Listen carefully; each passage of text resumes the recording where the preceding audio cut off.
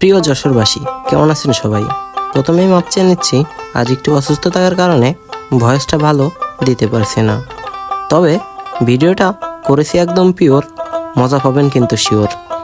চলে গেছিলাম ঘোড়া দাবড় দেখার জন্য। আশেপাশে শুধু ঘোড়া আর ঘোড়া এসেছে দৌড়ানোর জন্য। ফতেপুরের ভিতরে এই অনুষ্ঠানটা আজকে হয়েছে জুম্মাবাদ। হাজার হাজার দর্শকে পরিপূর্ণ ছিল যশোরের এই ফতেপুর ইউনিয়নের মাঠটি। সাথে ছিল বিভিন্ন ধরনের দামি দামি বড় বড় ঘোড়া। ঘোড়া দাবড় গ্রাম বাংলার একটি ঐতিহ্য খেলা। যশোরের বিভিন্ন অঞ্চলে এই খেলা সম্পন্ন করা হয়। দাঁড়িয়ে ঘোড়া ভিডিও করছে একটা আঙ্কেল। দেখলাম মানুষের শখ একটা কত বড় জিনিস। এই ঘোড়া দেখছে এবং তার বাটন ফোনে ভিডিও করছে। বিভিন্ন জাতের বিভিন্ন ধরনের ঘোড়া ছিল ওখানে।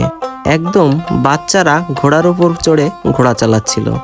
আমি শুধু ভাবছিলাম ওরা যদি পড়ে যায় তখন কি হবে, কিন্তু ওরা অনেক ট্যালেন্টেড। হালকা হালকা বাচ্চারাই ঘোড়ার উপরে উঠে ঘোড়া চালাচ্ছিল। তারপর ঘোড়া আমাদের গায়ে মেরে দিতে যায়, কিন্তু আমরা দূরে সরে আসি। মাঠে প্রচুর পরিমাণে রোদ্দুর।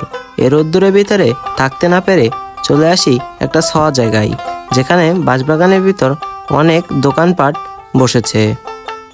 সবাই আসে ওখানে দাঁড়িয়ে শরবত খেয়ে নিই, কারণ এই গরমে শরবতই একটু মনটা ঠান্ডা করে। ঘোড়া দেখার জন্য জড়ো হয়েছে হাজার হাজার দর্শক। মাঠের ভিতর দিয়ে এই রোদ্দুরের ভিতরে ছুটে চলেছে অনেক মানুষ। কেউ কেউ আবার ছাতা নিয়ে চলে এসেছে এই খেলা দেখতে। বাড়ির মহিলা সহ বিভিন্ন ধরনের বিভিন্ন সম্প্রদায়ের লোক এসে জড়ো হয়েছে এই খেলায়। সকলে খুব মনোযোগ দিয়ে দেখছে ঘোড়া দৌড়।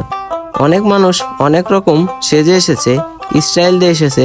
পাঞ্জাবি, বোরকা, বিভিন্ন ধরনের সাজসজ্জায় এসেছে মানুষজন। ছোট ভাই উঠতে যাচ্ছে, কিন্তু ছোট ভাইরে উঠছে না, দোকান দিচ্ছে।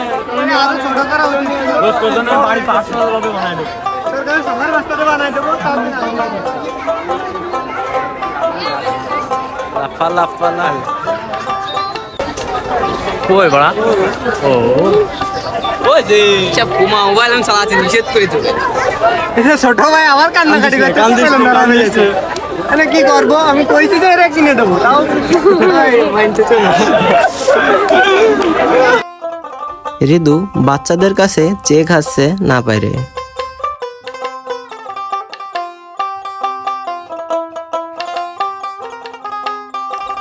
গাছে উঠেও মানুষ ঘোড়া দেখার জন্য ব্যস্ত হয়ে পড়েছে। দৃশ্যটা আসলেই অনেক আনন্দের।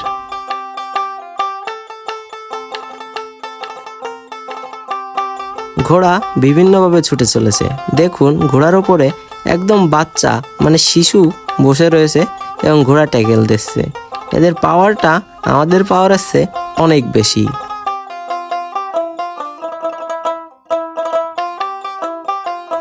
আবার আমার বন্ধু আইসক্রিম বিক্রি করছিল এখানে।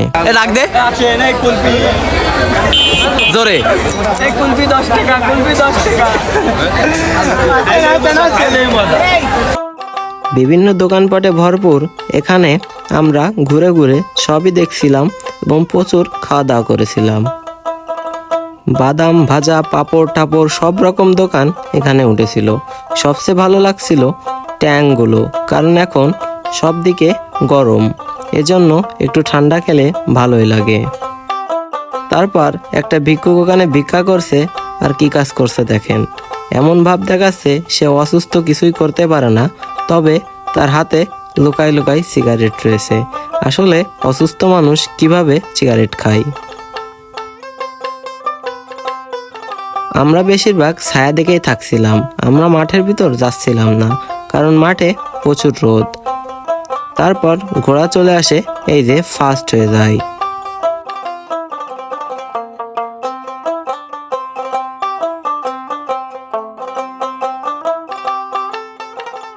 এই ঘোড়ার বান মেরে দেয়, সে ভালো একটা দৌড়াতে পারছে না। বান মারলে আসলেই ঘোড়া বেগড়েই চলে যায়। এই বান মারা এবং তাবিজ করার জন্য বিভিন্ন রকম ফকির বসেছিল আশেপাশে। এই গরমে বেশিক্ষণ না থাকতে পেরে আমরা ওখান থেকে বের হয়ে যাই। যাওয়ার পথেও ছিল প্রচুর পরিমাণে ভিড়, মানুষের ঢল নেমেছে যেন এই খেলা দেখার জন্য। যশোরের যুবক যুবতীরা সবাই গেছে এই খেলা দেখতে। তারপর মেন রোড ধরে বাড়ির দিকে রওনা দিয়ে দিই। তো আজ এই পর্যন্তই, বাই বাই, ভালো থাকবেন।